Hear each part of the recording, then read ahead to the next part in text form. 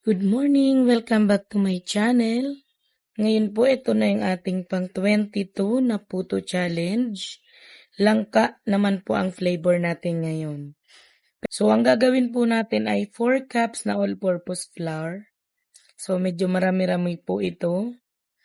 Then maglalagay tayo ng 4 tablespoon baking powder. So lagi po akong 1:1 pagdating sa baking powder. Yan, maglalagay po ako dito ng 2 itlog lang. Pwede mo ring dagdagan kung gusto mo. Na-try ko na din po ang puto na walang egg. Masarap din naman.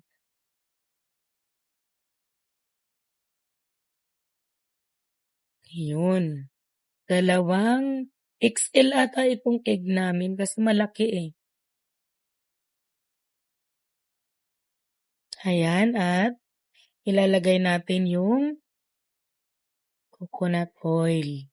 10 tablespoon po yan. At syempre, yung isang malaking condensed milk. So ngayon, dahil ang dami nating bashers na may condensed milk na meron pang sugar, this time po itatry natin ang puto na walang asukal, kundi ang bukod tanging magpapatamis lang sa kanya ay ang condensed milk. So babalitaan ko kayo mamaya kung anong mangyayari. Kung magiging masarap ba o magiging matabang ba ang ating puto. So lalagyan po natin ng tubig. Ang total po ng tubig na ilalagay natin ay 3 cups. Pero ngayon, 2 lang muna. Mamaya-maya yung 1 cup. Haluin lang muna natin kasi medyo mahirap po haluin kapag sinabay-sabay natin lahat yung tubig na ilagay. So pag nahalo na natin ito na una, saka po natin ilalagay yung another 1 cup na tubig.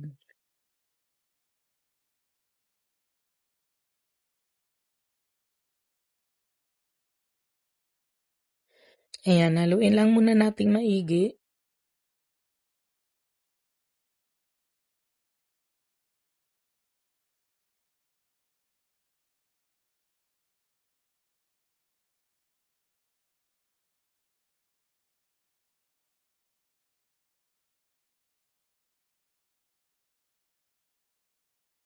Ayan, kung mapapansin nyo, malapot pa siya kasi wala pa yung tubig na 1 cup. So ngayon, ilalagay na natin yung 1 cup ng tubig. So kumpleto na yung 3 cups. Ayan, haluin lang natin yan ng mabuti.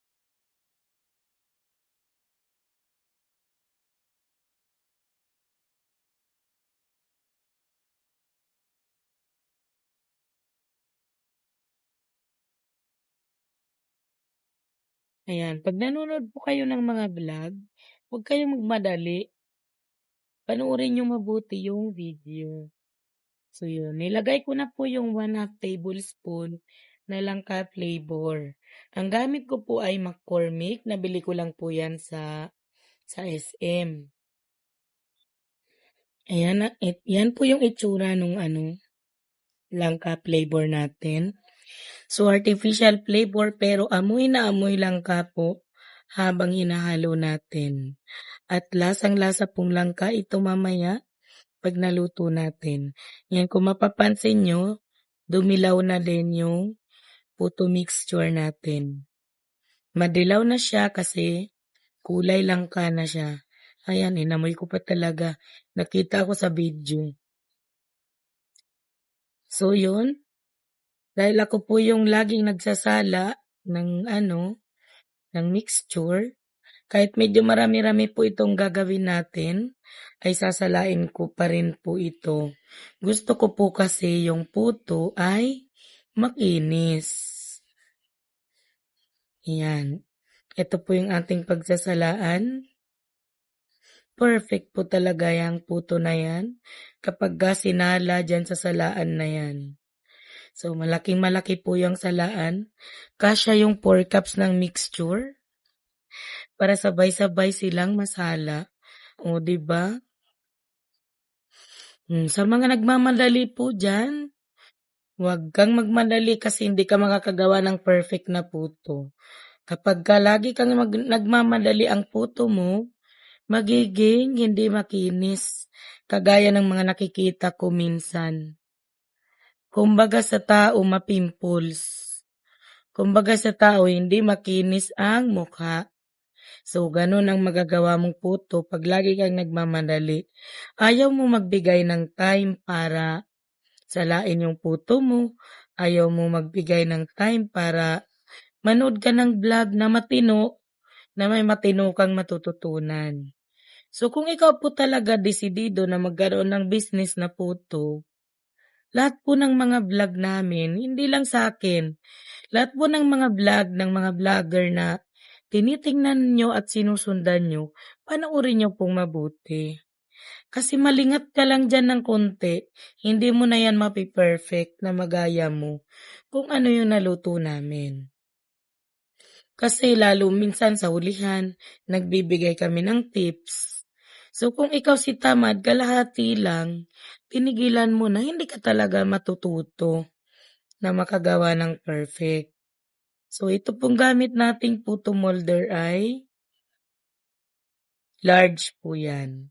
So 2 tablespoon ang nilalagay kong puto mixture. At habang ginagawa po natin ito, kailangan nagpapakulo ka na ng tubig. So ang gagamitin ko po ngayon ay tunay na steamer. Yung as in malaki talagang steamer, pang malakasan. Kasi ito pong puto na to ay dadalhin natin sa Ortigas. Gawa ng may event po kami mamaya. So marami po ang kakain nito.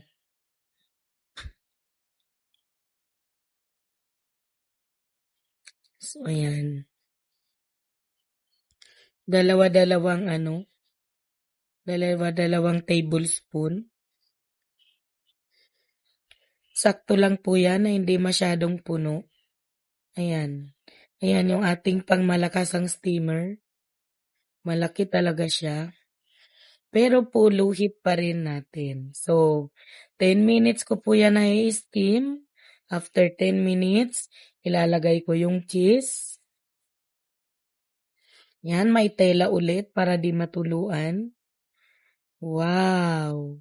So, nakita nyo naman after 10 minutes.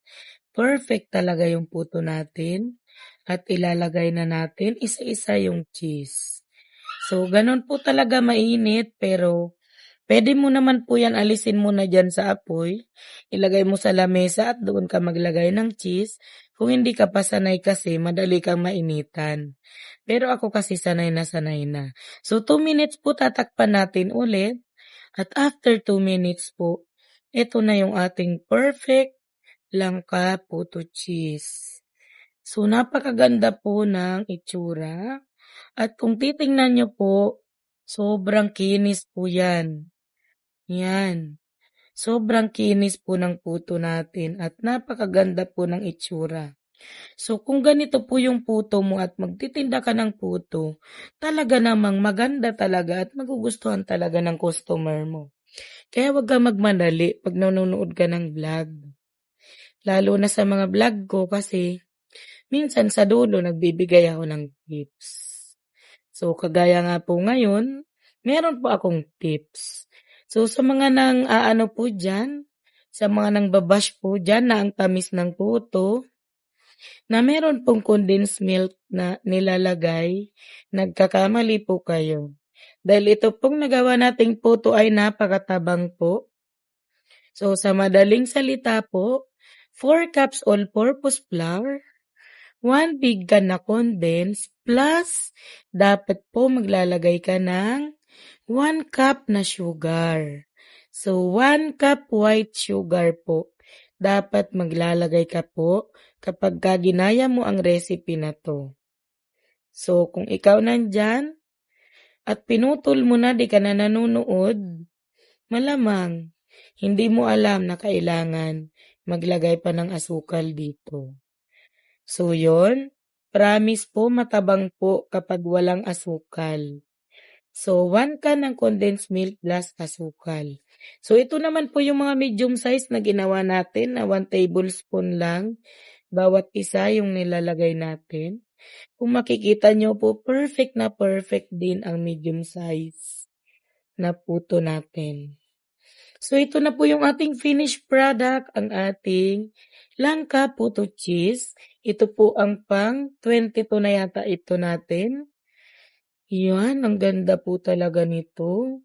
At bibiyakin natin para makita nyo ano ba talaga yung itsura ng loob. Ayan.